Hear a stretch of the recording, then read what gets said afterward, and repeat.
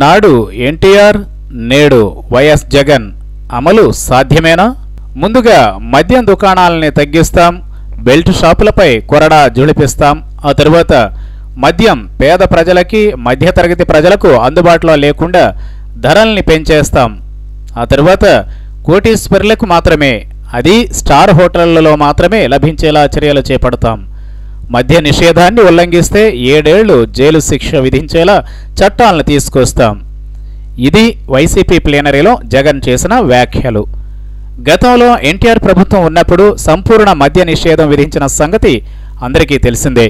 ఆ తరువాత బాబుగారు దాన్ని ఎత్తేసిన సంగతి తెలిసిందే. ఎన్టీఆర్ తర్వాత మద్య నిషేధం అనే అంశాన్ని టచ్ చేసిన ప్రభుత్వం ఏదీ లేదు. అంతలా ప్రభుత్వాలు మద్యం ద్వారా వచ్చే ఆదాయానికి బానిసలుగా మారాయి. వినడానికి చాలా బాగుండే ఈ అంశం అమల్లోకి వచ్చేటప్పటికీ సాధ్యం అవుతుందా అంటే అది చెప్పలేం.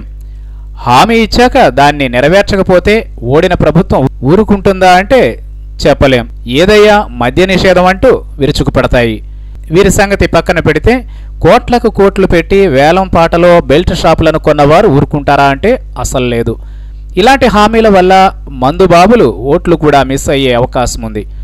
ఏది ఎలా ఉన్నా జగన్ చాలా రిస్క్ చేసి ఈ హామీ ఇచ్చాడు. రోడ్డు ప్రమాదాలు, మహిళలపై అఘాయిత్యాలు మాత్రమే కాదు, క్యాన్సర్, గుండెపోటు, ఇతరత్ర అనారోగ్య సమస్యలు ఇవన్నీ మద్యం వల్లే అంటూ జగన్ చేసిన ప్రసంగం వినడానికి అమృతంలా ఉన్నా అమలు చేయడం చాలా విషమంగా మారే అవకాశం ఉంది.